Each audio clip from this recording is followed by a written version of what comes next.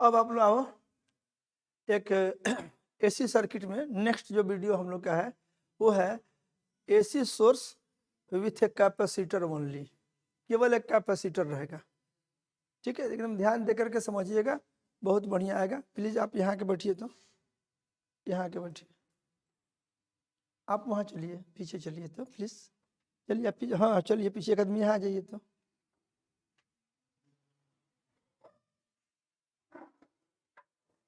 चलिए पीछे चले जाइए तो।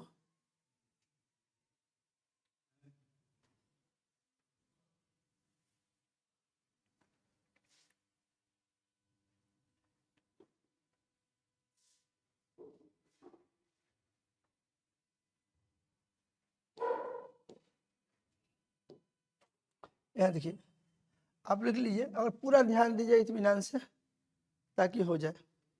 मेरा पर्पस एक ही है कि आप लोग का काम हो जाए। ठीक है, बोल रहे हैं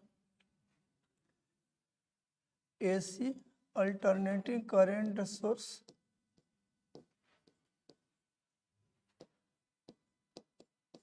with a resistor, sorry resistor तो हो गया है, कैपेसिटर है।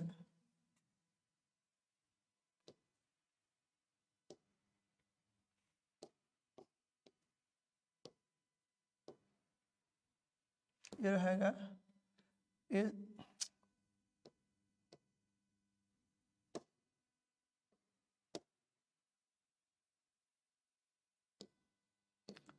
AC source with a capacitor only.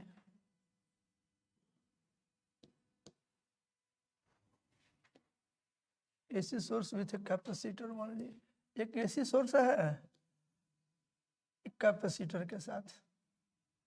आप इसमें ऐसे समझिए कि आपका एक कैपेसिटर है, ऐसे एक कैपेसिटर हुआ और इसमें आकर के जुड़ा हुआ है आपका एक एसी सोर्स।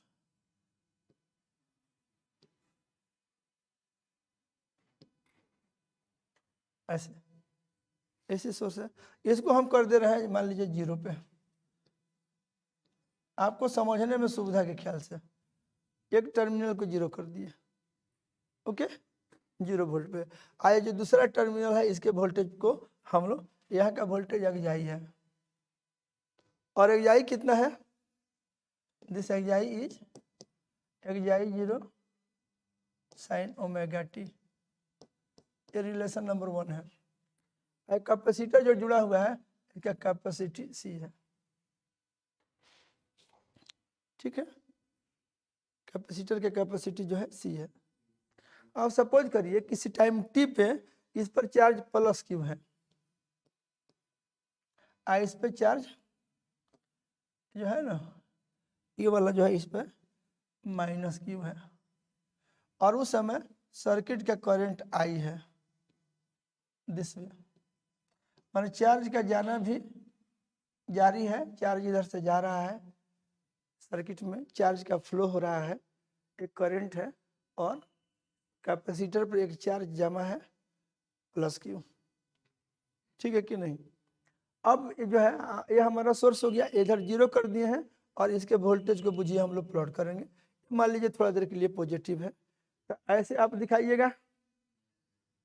अब इसमें लिखिएगा, इसमें लिख देते हैं let Q be the charge on the capacitor,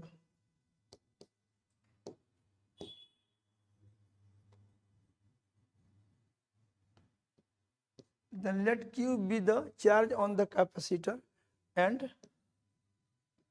I be the current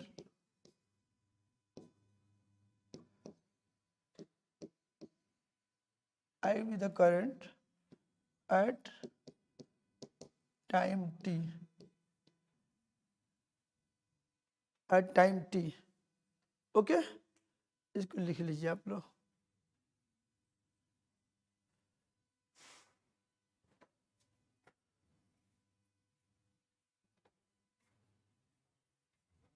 इसको लिख लिया आप लोग,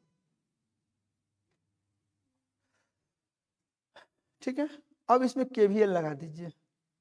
ये इक्वेशन याद रखना है, मेन जो दिया हुआ जो इक्वेशन है आपको सर्किट का ईएमएफ किस ढंग से है, तो वो इस इक्वेशन से दिया गया है, आपको ये ध्यान में रखना है।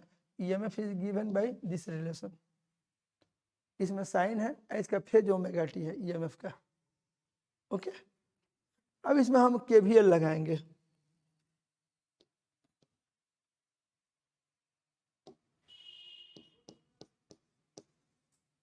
क्या है लूप थ्योरम बोलिए, अप्लाइंग केवीएल, केवीएल लगाइए। इसमें देखिए तो क्या लिखिएगा, यहाँ से शुरू करते हैं, जीरो से समझिए, ऐसे बढ़ रहे हैं, तो क्या लिखना है, एक जाई आई इधर माइनस क्यू बाई सी, यहाँ से घूम के आएंगे, इक्वल टू कितना हो जाएगा, जीरो। तो यहाँ से हल करिएगा, एक जाई बराबर हो जाएगा एक क्यू बाई सी, और यहाँ से क्यू बराबर हो जाएगा एक जाई इंटू सी, ठीक है। इसको आगे लिखें तो आप देखिए, इसको पहले लिख देते हैं, सी एक जाई लिख देते हैं, और तब यहाँ सी एक जाई के बदले में क्या लिखेंगे, जो रिलेशन दिया गया है, दिस इज एक जाई जीरो साइन ओमेगा टी, एक जाई के बदले में लिख दिया एक जाई जीरो साइन ओमेगा टी। अब यहाँ से देखिए आपका ये क्यू निकल गया, क्यू के लिए व्यंजक निकल गया, इसको फिर ऐसे लिख सकते हैं, इसको एक जाई जीरो सी एक साथ कर लीजिए, और यहाँ कर लीजिए ये आपका साइन ओमेगा टी आ गया, ये इतना हो गया। ये बोलिए रिलेशन नंबर 2 आ गया। ये चार्ज की बात हुई, चार्ज किसके हिसाब से वैरी करेगा, और देखिए, और ये चार्ज है, अच्छा साइन का मान फिर ज़्यादा से ज़्यादा 1 होगा, क्यू का मान ज़्यादा से ज़्यादा इतना होगा, ये बराबर इतना, क्यू बराबर इतना साइन ओमेगा टी है, तो साइन ओमेगा टी का मान ज़्यादा से ज़्यादा 1, इसलिए क्यू का मान ज़्यादा से ज़्यादा इतना, तो इस एक्जाई इसको हम लोग लिख देते हैं ऐसे, क्यू जीरो लिख देंगे, इसको लिख देंगे, इसको क्यू जीरो भी लिख सकते हैं ऐसे, इतना के बदले में क्यू जीरो, और यहाँ क्या लिख देंगे ऐसे साइन ओमेगा टी, ये हो जाएगा हमारा क्यू, ये हो जाएगा रिलेशन नंबर 3। यहाँ क्या है, हेयर एक क्यू जीरो इज एक जाई जीरो आई इंटू सी, मैक्सिमम चार्ज क्या हो सकता है वो आपको निकल गया, कैपेसिटर पर मैक्सिमम चार्ज कितना होगा, तो ये पीक ईएमएफ था, और कैपेसिटर का कैपेसिटेंस था, तो जाई जीरो इंटू सी जो होगा ये क्यू जीरो के बराबर हो जाएगा, ये मैक्सिमम चार्ज हो जाएगा, maximum charge on the capacitor. अब एक चीज इस पर ध्यान देने वाली जो है, सो देखिए क्या है,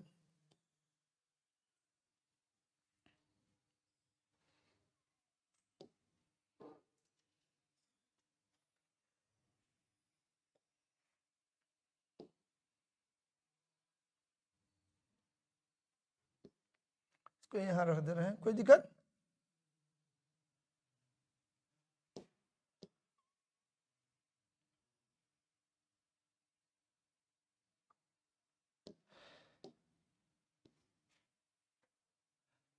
यहाँ कर दी, इतना स्पेस थोड़ा क्रिएट कर रहा है, ठीक है। अब एक चीज देखिए आप लोग, आपको जो समझना है, सर्किट में अगर करंट है, मान लीजिए इस तरह से सर्किट में करंट है, तो यहाँ तक तो इस ब्रांच में करंट रहेगा, लेकिन इधर से अगर जा रहा है, इस पे जाके जमा होगा, कैपेसिटर के प्लेट पे चार्ज जमा होगा कि नहीं, क्योंकि यहाँ पर तो गैप न है, यहाँ पर क्या है, गैप है, तो इधर से अगर चार्ज आ रहा है तो जा करके यहाँ पे जमा होगा, ठीक है। तो इस वायर के किसी भी क्रॉस सेक्शन से, मान लीजिए यहाँ पर ले चाहे यहाँ पर ले, किसी भी क्रॉस सेक्शन से अगर डीक्यू चार्ज पास करे dt टाइम में, तो करंट कितना होगा, ऐसे लिखें, if at time t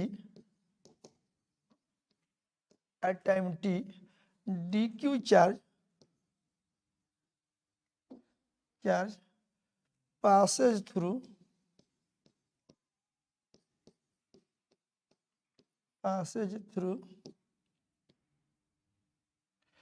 any cross section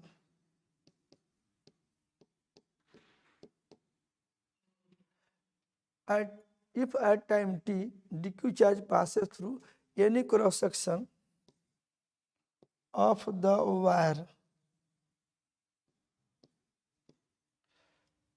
passes through any cross section of the wire in time dt, then current in the circuit, circuit में करंट कितना लिखिएगा time, then current in the circuit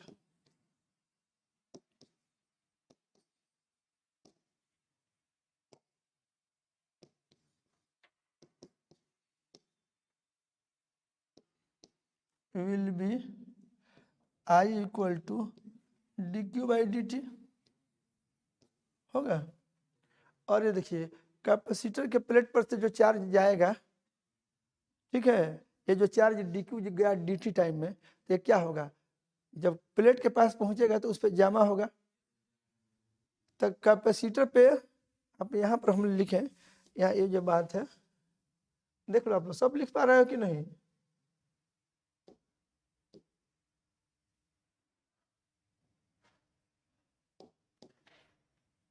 छोटा कर रहा है,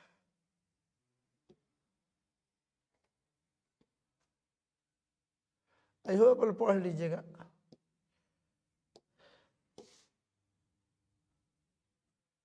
क्यों, ठीक है, ले चला जाए दूसरे पेज में।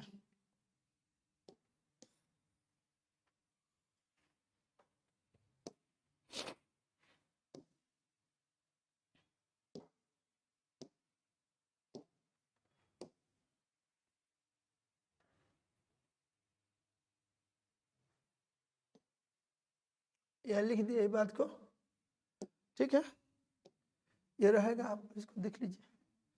तो आप ये समझिए, इसमें इंटरेस्टिंग बात है, तो अगर किसी भी क्रॉस सेक्शन से जा रहा है तो कैपेसिटर के प्लेट से क्या होगा, ये कैपेसिटर जो आपको जो दिख रहा है ऐसे, ये ऐसे है, ये आपका जो ऐसे है,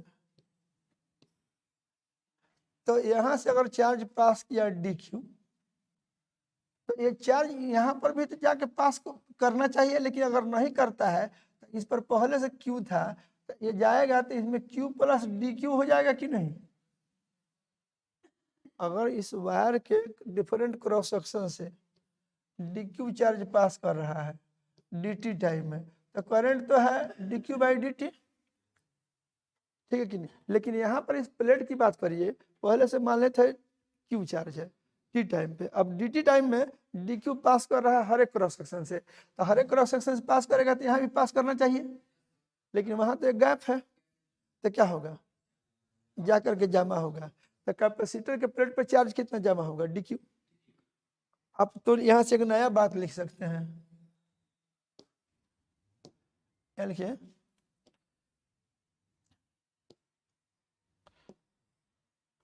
क्या लिखते हैं, also charge accumulated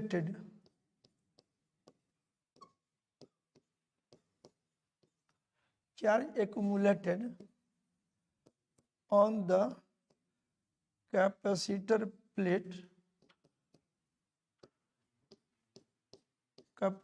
plate in time dt will be also charge accumulated on the capacitor plate in time dt will be charge accumulated on the capacitor plate in time dt will be dq। dq होगा कि नहीं, तब पहले से था q, माने T time पे कितना था, टी टाइम पे चार्ज कितना था q, और टी के बाद dt दिए, यानी टी प्लस dt पे चार्ज कितना हो गया, q आप प्लस dq, बोलो ना, टाइम टी पे चार्ज कितना था q, टी प्लस dt के बाद dt टाइम में, चूंकि हर एक क्रॉस सेक्शन से dq पास कर रहा है, तो उस प्लेट पर जब पहुंचेगा तो वहां से पास करना चाहिए था, लेकिन अगर पास नहीं किया तो क्या हुआ, कैपेसिटर प्लेट पर जमा हुआ। तो कैपेसिटर प्लेट पर का चार्ज कितना हो गया, q से q प्लस डी क्यू हुआ, टाइम कितना लगा, t से t plus D T. Rate of change of charge on the capacitor plate कितना होगा, ये भी dq/dt होगा। Now rate of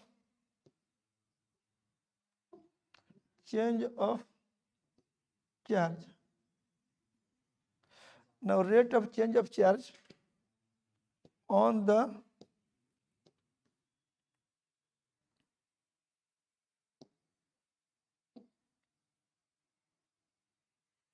capacitor plate will be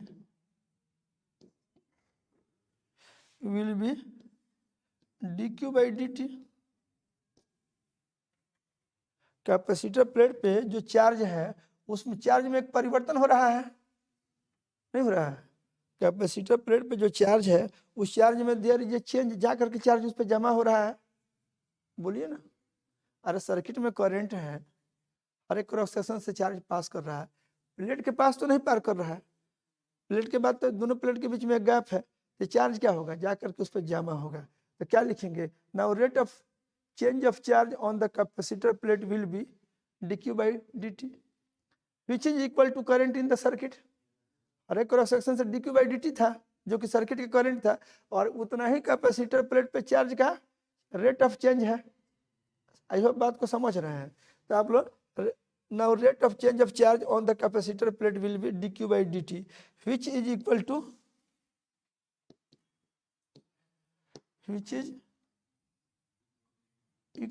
to current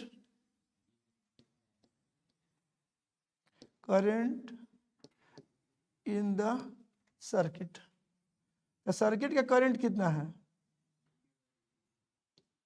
circuit का करंट कितना है, dq/dt है, माने सर्किट का करंट dq/dt है जो कि कैपेसिटर प्लेट पर का rate of change of charge है। ठीक है, एक बहुत इंपॉर्टेंट बात है, इस बात को आप लोग को अपने दिमाग में रखिए।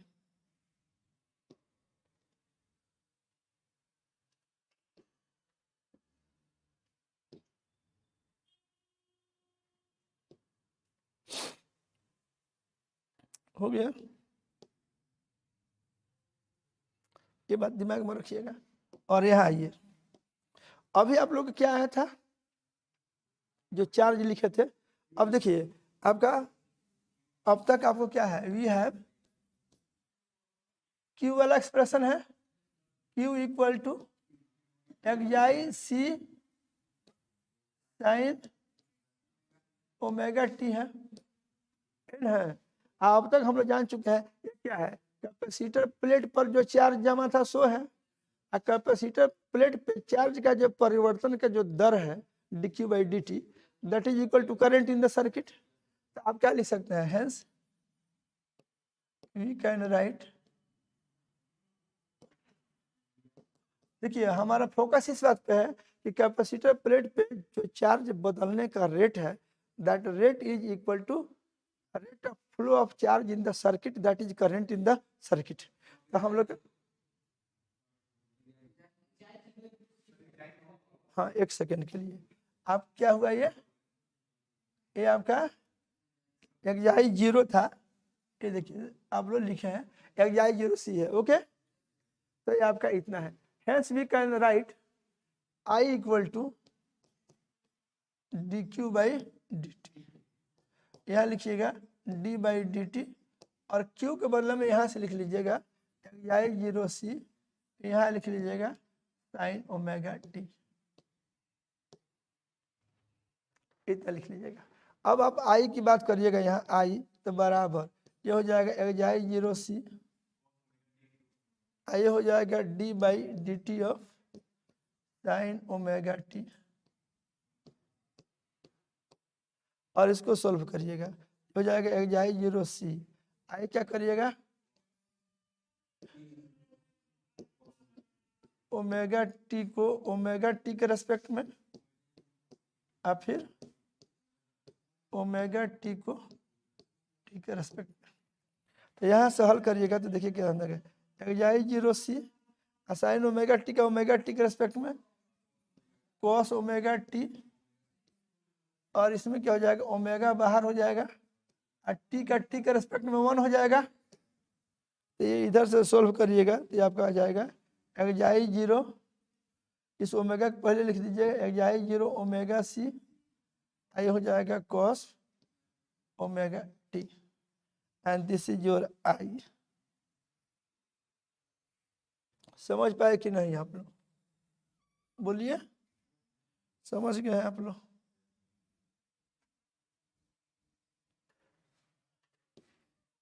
क्यों, ठीक है, समझे कि नहीं समझे?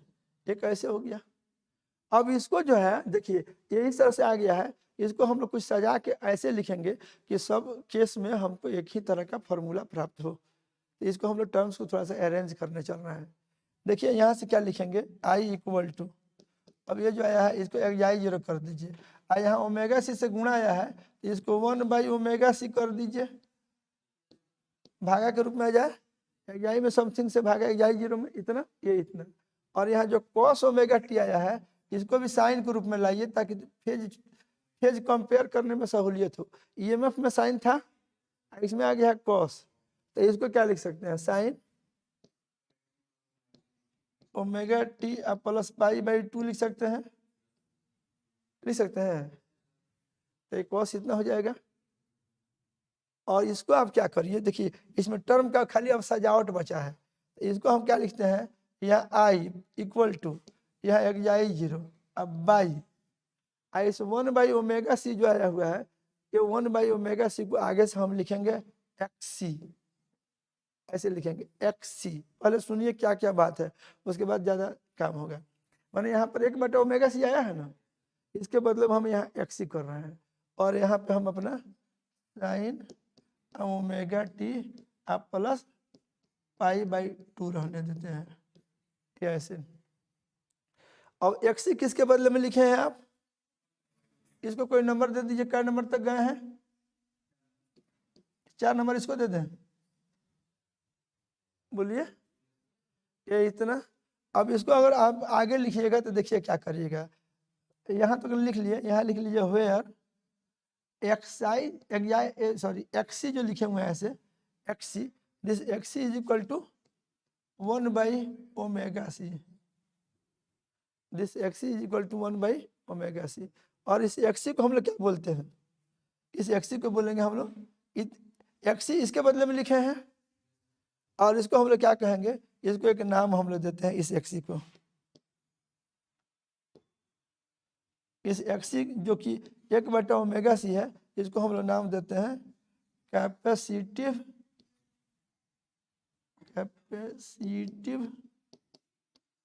रिएक्टेंस।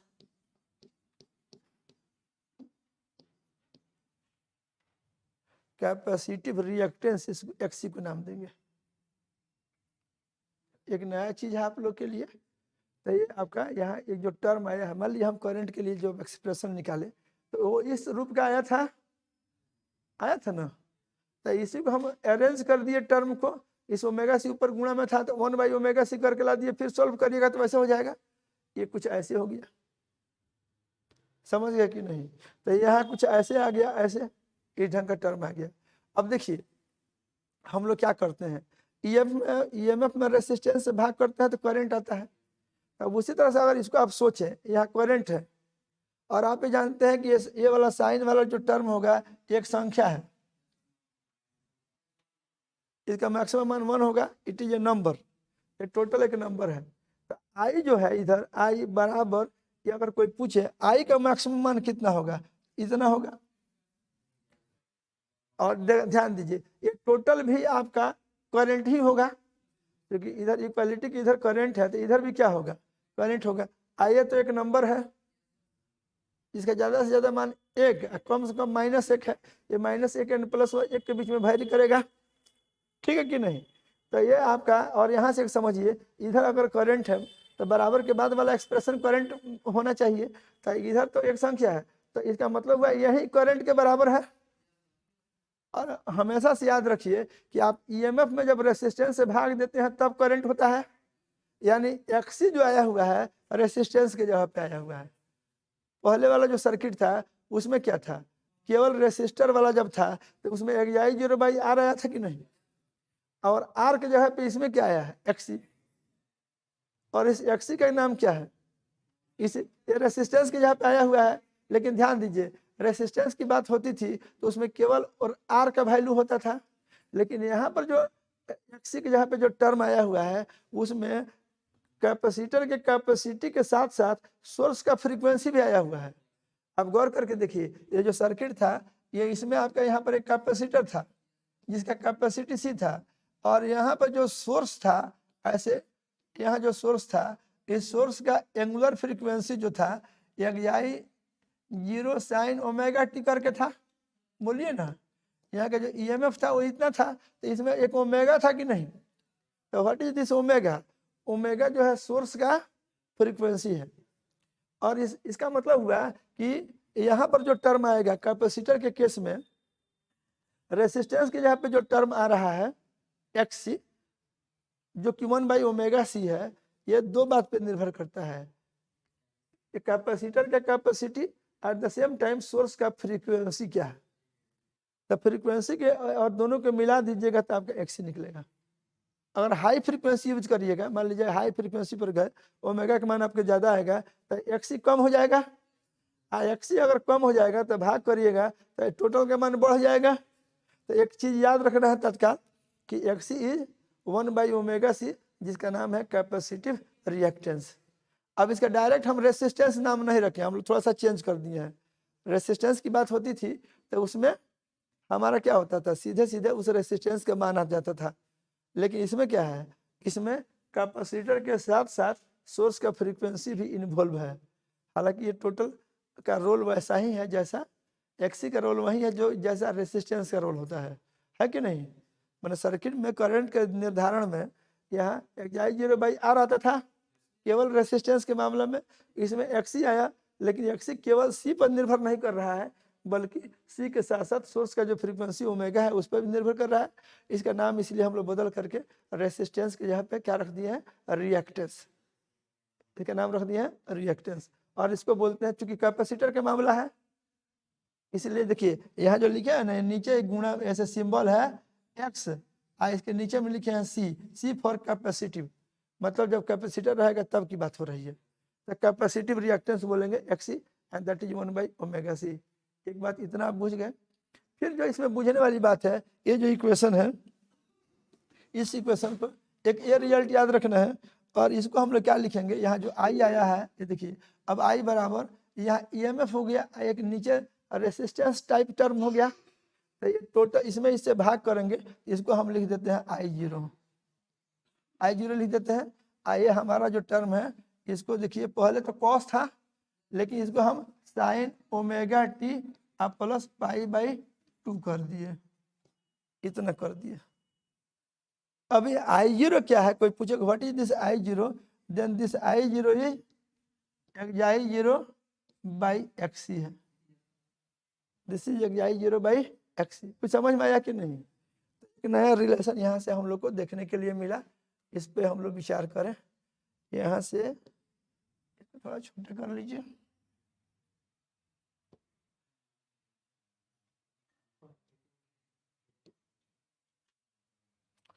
तो ये आप यहाँ तक देख लिए, कोई दिक्कत है तो बोलिए।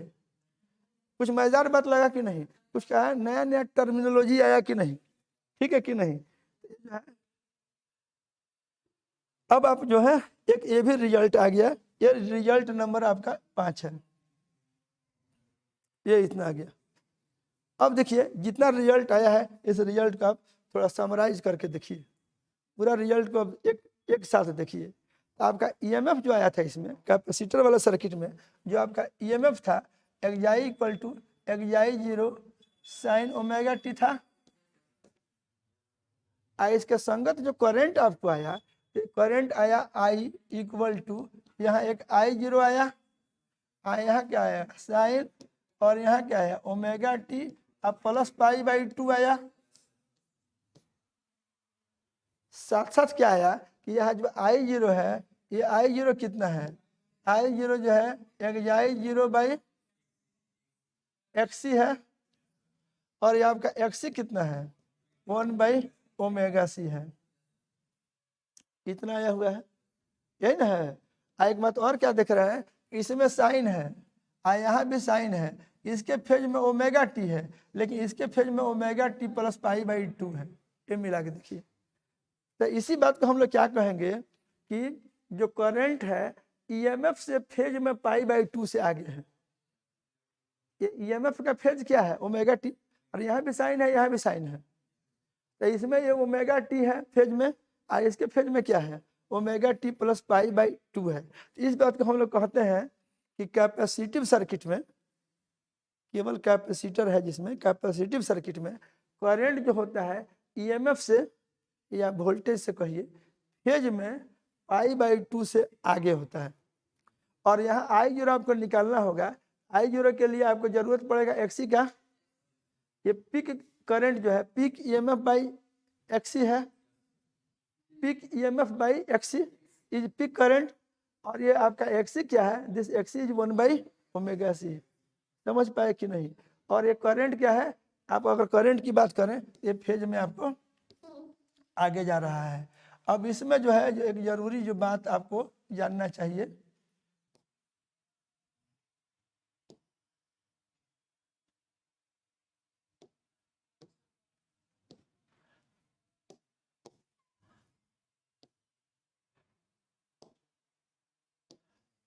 इसको भी यहाँ कर दिया।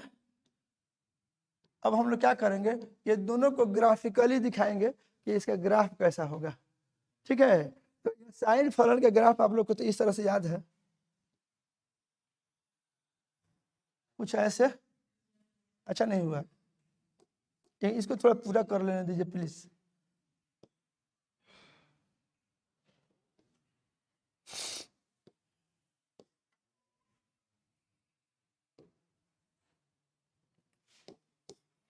ये मोस्ट इंपॉर्टेंट है इसमें। आप यहाँ देखिए,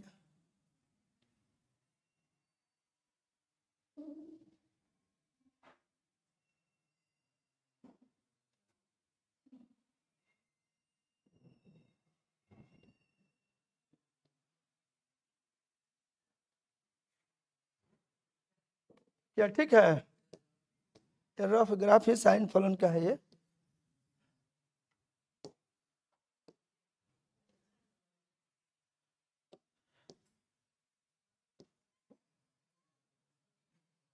ये आपका ईएमएफ है, ऐसा है ना, ये आपका ईएमएफ का है। मान लीजिए ईएमएफ को हम लोग प्लॉट किए तो इस तरह से आ गया, जिसमें साइन ओमेगा टी है, इसमें डेल्टा जीरो है, तो ग्राफ ऐसे जाएगा ईएमएफ वाला ग्राफ। और इसमें देखिए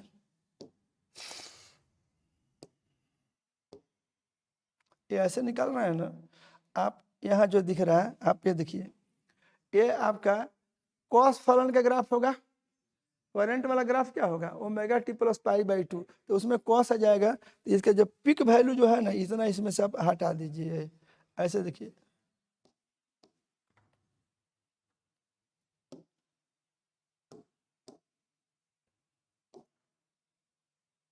सुविधा के लिए जल्दी बनाने के लिए इसका यूज किए हैं।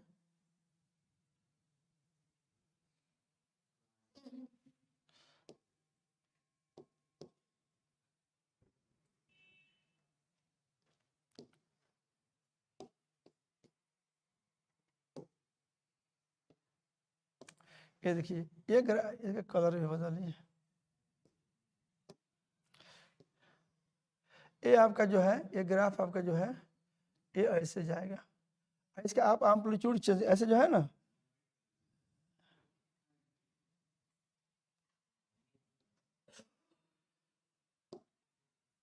ये बनाने का ढंग, यहाँ सुन लीजिए बात को।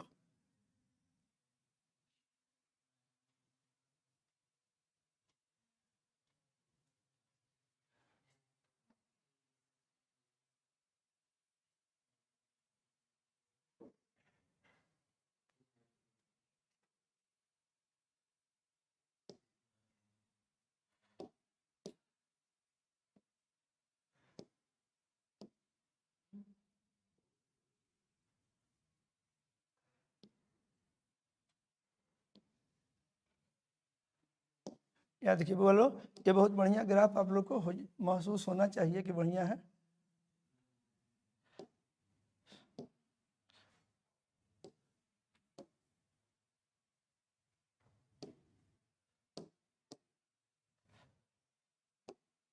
ये इतना जो लटका हुआ है ये कुछ ऐसे होगा। अब यहाँ ध्यान दीजिए, ये वाला जो ग्राफ आपको जो दिख रहा है,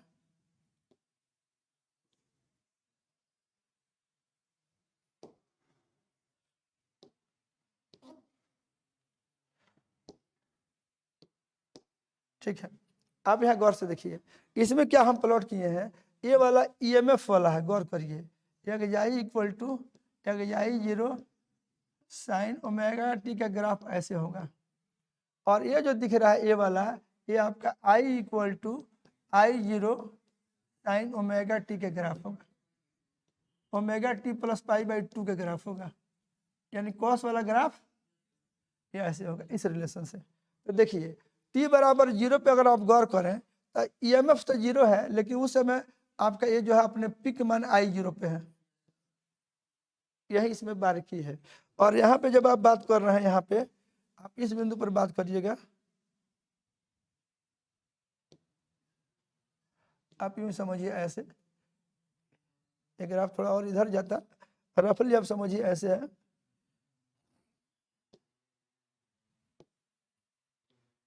जिस समय ये 0 है उस समय ये मैक्सिमम है, ऐसे बुझिए।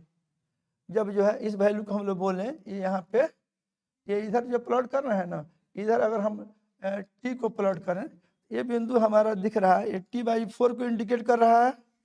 तो T/4 पे आपका ये क्या है, आप यहाँ से समझिए ऐसे, तो इधर उधर हुआ है, ऐसे बुझिए। तो जिस समय आपका ये 0 हो रहा है T/4 पे, देखिए करंट 0 हो रहा है, उस समय ये मैक्सिमम हो रहा है।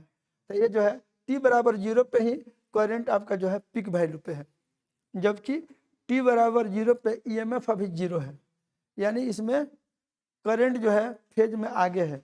अब उसके बाद देखिए जब पिक पे चला गया है तो करंट क्या कर रहा है, घट रहा है, तो करंट का घटना जारी है, और ईएमएफ का क्या है, बढ़ना जारी है। तो T/4 पे ये बढ़ते बढ़ते जो है आप देखिए ईएमएफ क्या हो रहा है, पिक पे जा रहा है। तो ये पिक पे गया, तब तक ये क्या हो गया, ये लौट करके आपको यहाँ आ गया। ये आपका बुझे ये वाला जो है आपको ये ऐसे,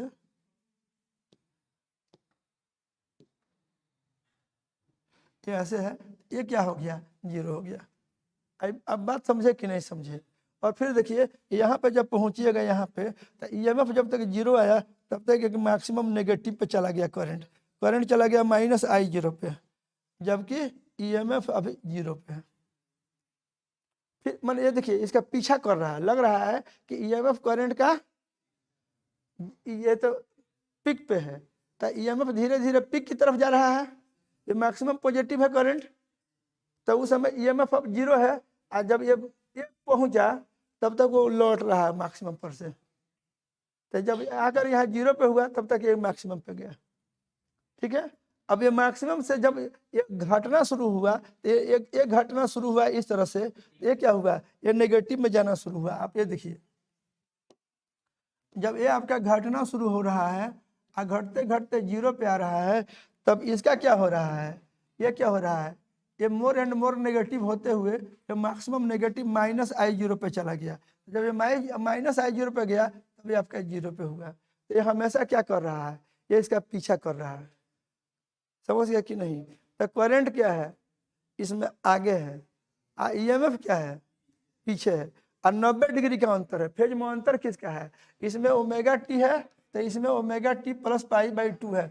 मान देखिए इसमें जब 0 ये होगा, जिस समय 0 हो रहा है तो यहाँ भी 0 हो रहा है, लेकिन उसमें पाई/2 पहले से है, तो ये मैक्सिमम कर दे रहा है, ठीक है कि नहीं। ये बड़ा इंटरेस्टिंग बात लग रहा है कि देखो ये क्या सर्किट है भाई, कि अभी करंट का जो सोर्स है वो ईएमएफ है, ईएमएफ पीछे पीछे चल रहा है और करंट आगे आगे चल रहा है, मान करंट एडवांस कर गया है। तो कहा जाता है करंट आगे, ईएमएफ या वोल्टेज पीछे, नहीं समझे, वो क्या है, पीछे है। इसका हम लोग डायग्राम बनाते हैं, एक फेजर डायग्राम। तो उस फेजर डायग्राम में हम लोग क्या करते हैं, उसको वेक्टर से दिखाते हैं। इस पर चर्चा हम आगे करेंगे। तो दिखाना होगा, तो मान लीजिए कि अगर हम कहीं दिखाए, इस तरह से दिखाएंगे कि हमारा ये वोल्टेज को ऐसे दिखाएंगे, मान लीजिए ऐसे दिखाए वोल्टेज को, तो करंट को इसे 90 डिग्री पर दिखाएंगे। करंट को क्या करेंगे, 90 डिग्री पर ऐसे दिखाते हैं। फेजर डायग्राम एक दिन सिखाएंगे, तब देखिएगा। ये वोल्टेज आपको अगर ऐसे है, नहीं समझे, ये वोल्टेज का फेज मान लीजिए अभी ओमेगा टी है, एक लाइन यहाँ रेफरेंस लाइन है। ये हमारा अगर ओमेगा टी इतना है, अगर ये ओमेगा टी है रेफरेंस से, ये कितना है, पाई बाई 2 है। इसमें कितना आ जाएगा, इसमें फेज है omega t plus pi by 2। नहीं समझ में आया क्या? वोल्टेज में अगर ओमेगा टी है, एक रेफरेंस लाइन से इसका फेज ओमेगा टी है, इसका phase omega t plus pi by 2 है। तो करंट लीड करता है, कैपेसिटिव सर्किट में करंट लीड करता है वोल्टेज से। इसमें अगर साइन ओमेगा टी है तो उसमें sign omega t plus pi by 2 है। और ध्यान दीजिए पीक करंट की बात देखिए, करंट की जब मामला उठेगा, ये आई का मान तो तब निकलेगा इस आई जीरो के हिसाब से होगा, ये तो +1 और -1 के हिसाब से होगा। तो ज़्यादा से ज़्यादा 1 होगा तो आई ज़्यादा से ज़्यादा आई जीरो होगा कि नहीं। लेकिन जो आई जीरो क्या है, तो ये यहाँ का जो ईएमएफ है आई जीरो, उसमें एक्सी से भाग करना होगा। रेसिस्टेंस की जगह पे इसमें एक्सी आया है, इसका नाम कैपेसिटिव रिएक्टेंस है। इसका नाम कैपेसिटिव रिएक्टेंस है। और कैपेसिटिव रिएक्टेंस कितना होता है, 1/ω_c होता है। और आई जीरो बाई एक्सी होगा। तो इतना बात आप इसमें सीख गए। और ग्राफ भी देख लिए इसमें कैपेसिटर। अच्छा ये देखिए, इसमें हमेशा करंट मिलेगा। इसमें करंट क्या होगा, ये मतलब सर्किट में देखिए तो ये तो चलते रहेगा, इसलिए क्योंकि इसमें ईएमएफ बदलते जा रहा है। इसमें ईएमएफ क्या हो रहा है, टाइम का फलन है, बदलते जा रहा है। और जब ईएमएफ बदलेगा तो चार्ज बदलेगा, और जब चार्ज बदलेगा इसका मतलब हुआ सर्किट में करंट है। तो इसलिए अल्टरनेटिंग वाला जो सोर्स रहेगा तो उसमें आपको हमेशा ही करंट मिलेगा। और इसी में डायरेक्ट वाला याद करिए आप लोग, जब डायरेक्ट सोर्स था तो फाइनली करंट 0 हो जाता था, थोड़ा देर के लिए जाता था। 1 मिनट उसकी बात कर देते हैं ताकि ये कंप्लीट हो जाए। ऐसे जब कैपेसिटर रहता है और इसमें एक मान लीजिए ऐसे आप रेसिस्टर लगाते हैं और फिर उसके ला करके एक इसमें ऐसे सोर्स लगाते हैं, तो इसमें करंट जाता है और इस पर जाकर के धीरे धीरे चार्ज जमा होता शुरू होता है, बोलिए, तब फाइनली इसमें करंट का मान 0 हो जाता है अंततः। चूंकि इसका वोल्टेज तो मान लीजिए फिक्स्ड है, ये मैक्सिमम भी 0 है, तो ये तो फिक्स्ड है, ये घट बढ़ टाइम का फंक्शन नहीं है। तो जब इसके वोल्टेज के बराबर यहाँ जब चार्ज आ जाता है तो उसके बाद करंट इसमें 0 हो जाता है। याद है ना, इसमें करंट के लिए ग्राफ आपका ऐसे था, ऐसे हम लोग करंट को प्लॉट किए थे और इधर टाइम को प्लॉट किए थे। तो ये इस तरह से आप ग्राफ दिखाए थे, याद है। इसमें करंट गिरते गिरते अंत में 0 होता था। तो इसमें करंट, इस बात को कहा जाता है कि कैपेसिटर जो है डायरेक्ट करंट को, इसमें तो डायरेक्ट करंट सेटअप होगा, तो डायरेक्ट करंट को फाइनली स्टॉप करता है और अल्टरनेटिंग करंट को अलाउ करता है। अगर यहाँ अल्टरनेटिंग आ जाएगा तो सर्किट में हमें एक पल के लिए 0 होना, उसको 0 मत कहिए, यानी हमेशा इसमें करंट बदलते रहेगा, टाइम का फंक्शन होगा, जो आप देख चुके हैं। इसमें क्या हो गया, इस तरह का होकर के अंत में आई क्या हो जाता है, 0 हो जाता है। तो जब डायरेक्ट सोर्स रहता है तो करंट फाइनली 0 हो जाता है और इस पर का चार्ज फाइनली मान लीजिए +Q, इस पर -Q 0 हो गया, बोलो ना। अब उसके बाद यहाँ का जो वोल्टेज हुआ इसके वोल्टेज के बराबर हो गया, इसमें का करंट 0 हो गया, तो रेसिस्टेंस के अक्रॉस वोल्टेज 0 हो गया, क्योंकि करंट ही नहीं है तो इसमें वोल्टेज क्या हो जाएगा, 0। तो ये क्या होता है, डायरेक्ट के साथ होता है। एंड अल्टरनेटिंग के साथ आप देखिए एक मजेदार बात कि लगातार ये आपका करंट इस कर्व के हिसाब से बदलते रहेगा, इसलिए क्योंकि ईएमएफ भी लगातार बदलते रह रहा है। मजा आया कि नहीं आया? तो ये समझ गए, this is AC source with a capacitor only, बस रहने दे रहे हैं।